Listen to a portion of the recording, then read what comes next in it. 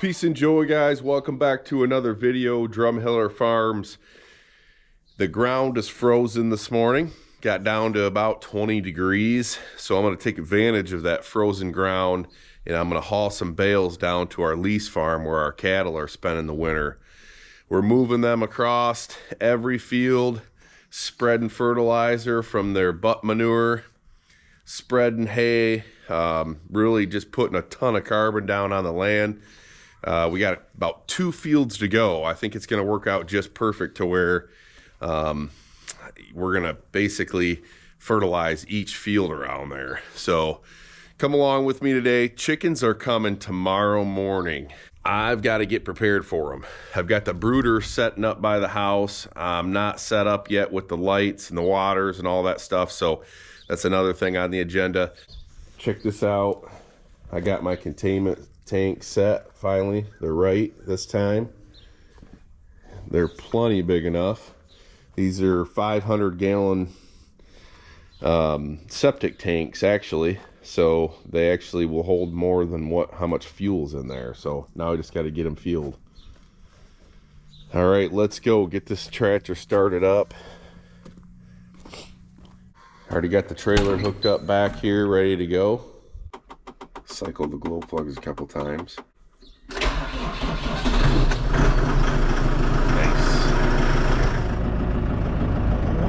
Ooh, doggy, look at that nice new driveway. Park right here on this nice flat spot. I got some hay bales stored over here. Oop, I don't want to go in the pond there.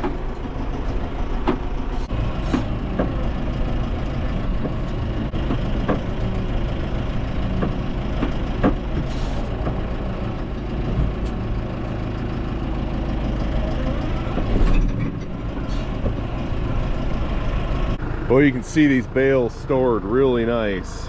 I mean, they even have some green still on the outside of the bale. I filled my hands, but my heart was longing for something more, and you called my name, said you knew me long before I was born.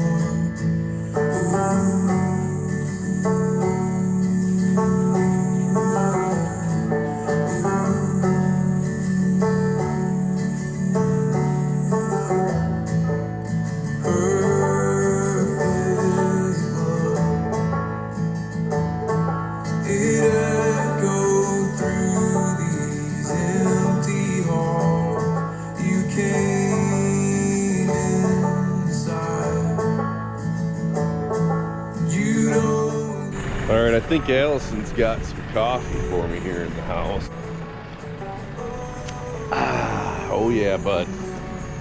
That's where it's at.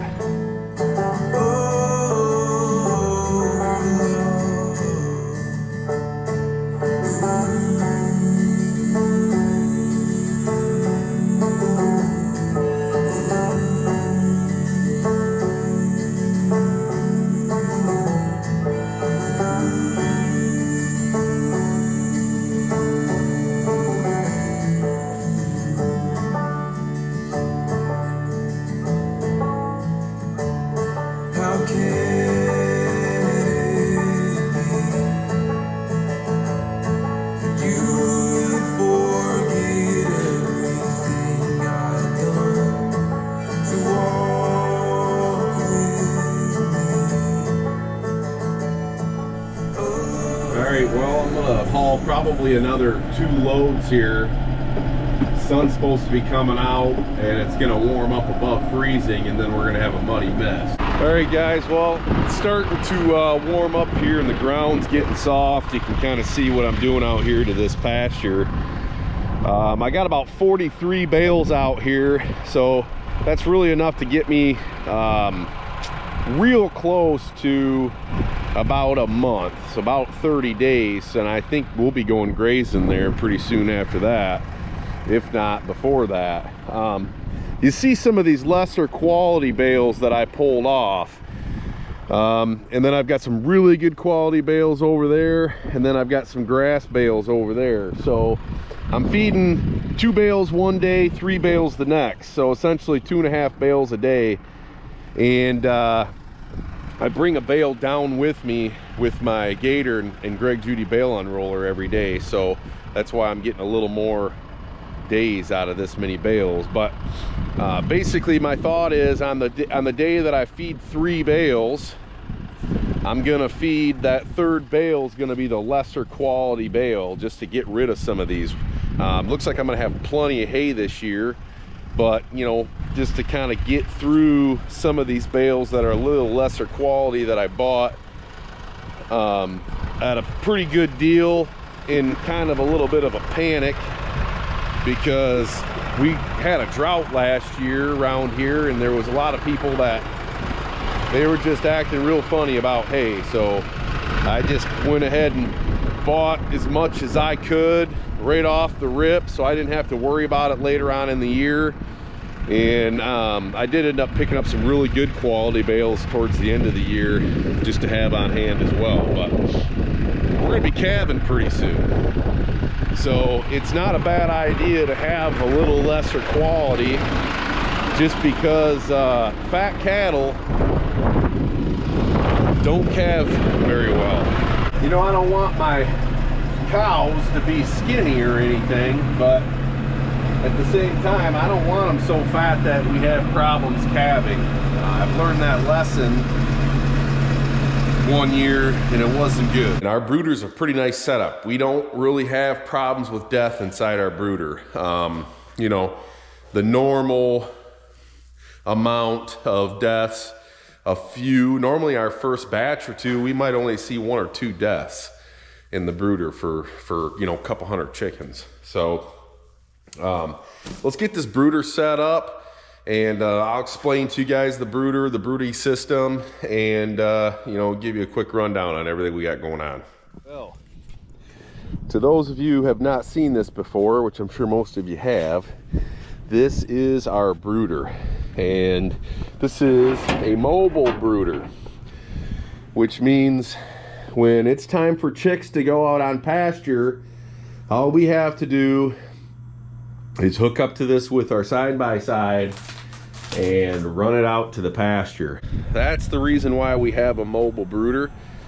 It was actually an idea that came to me when I was trying to figure out where I was gonna raise 15 to 2,000 birds a year, or brood 15 to 2,000 birds a year. And I seen this old stock trailer sitting down in the weeds, and I thought, perfect. And it's worked out really, really well. We've built this, I call it a trellis system. We hang all of our lights off of it. Do not use these clamps, okay? Do not rely on those. I have heavy duty clamps on every one of my heat lamps to secure the cord, and then also you can dictate how high you want that lamp off the ground, which I'm going to get them close for now, and then, you know, once the chicks get in here, we'll start to make our adjustments when we see the way they react to the heat or the cold. I always use 1 bag of fine pine shavings and 1 bag of the flakes.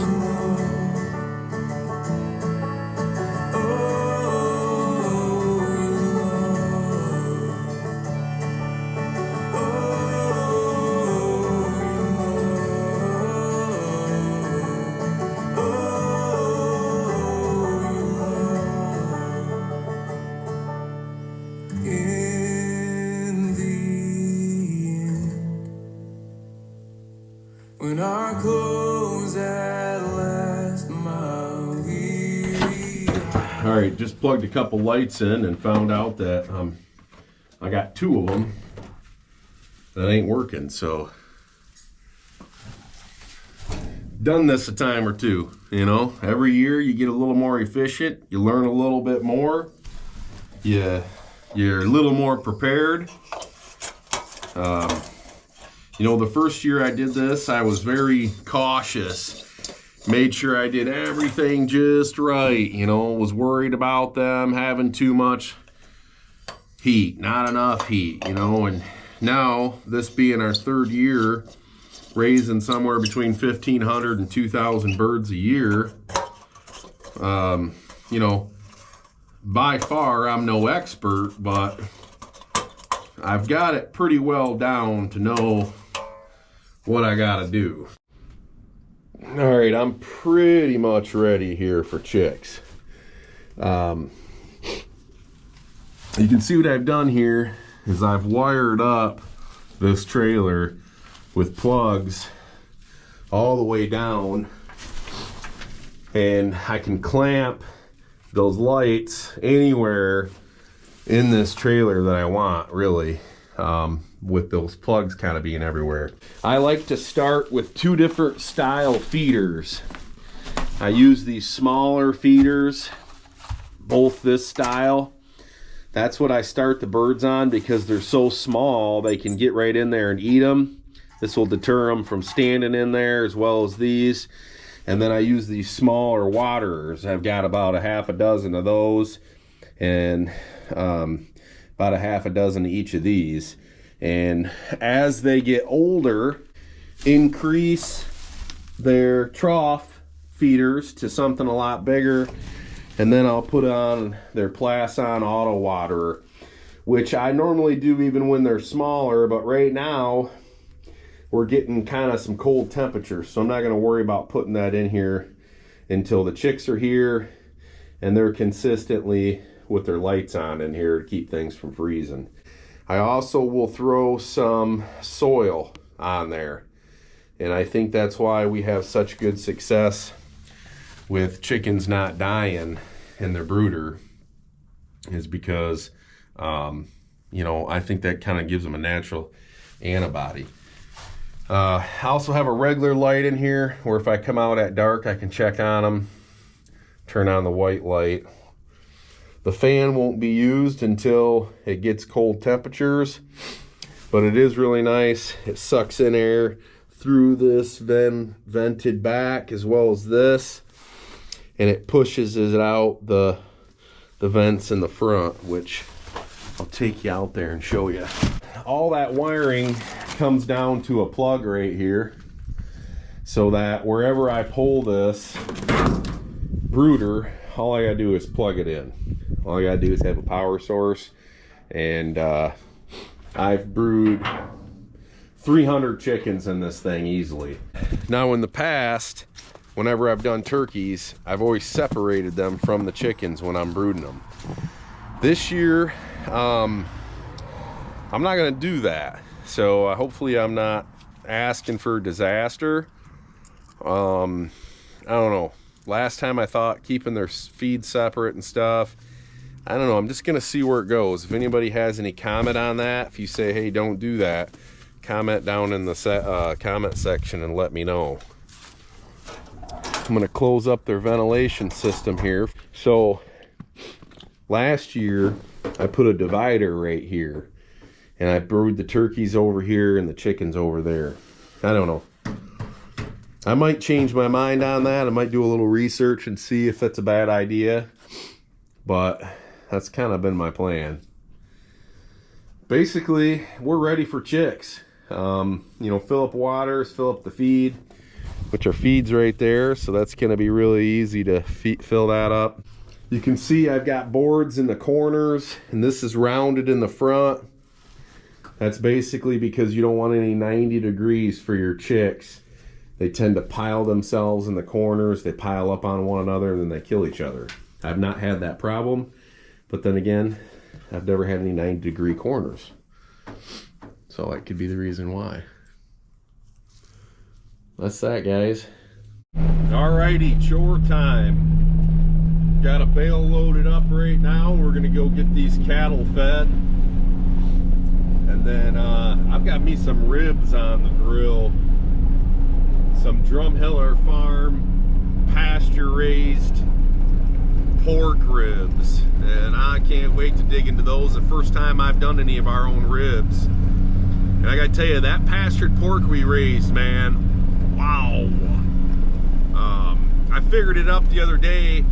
Those pigs were over 75% forage fed. So the amount of grain that I fed them was only about 25% of their diet. And I'll tell you, I haven't ate pork in years because I just don't trust the pork at the store.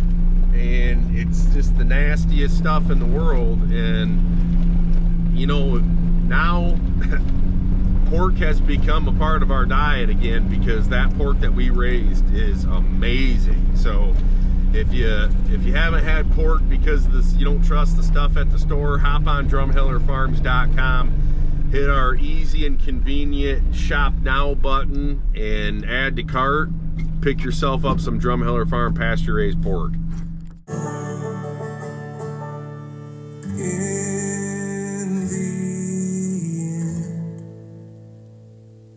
When our clothes at last, my weary eyes take me home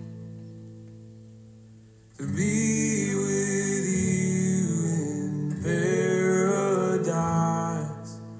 Oh, your love. Oh,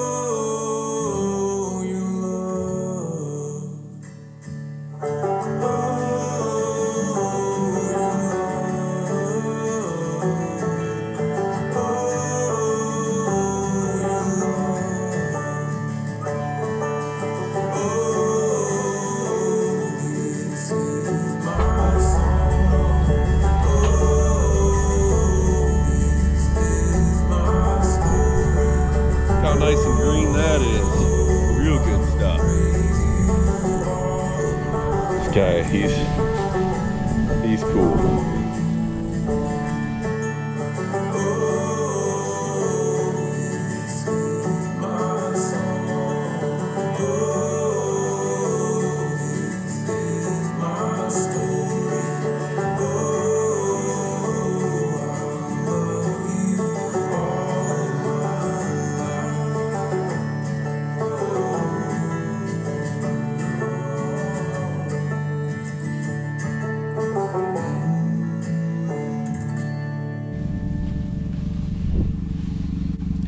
Nice looking heifer there, 49.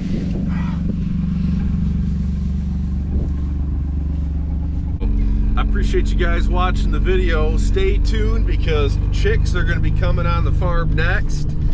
And we'll take you through brooding some chicks. And before you know it, we're going to be out on pasture with everybody. Cattle, pigs, turkeys, chickens, whole nine. So I appreciate you watching the video. Hit that subscribe button. God bless.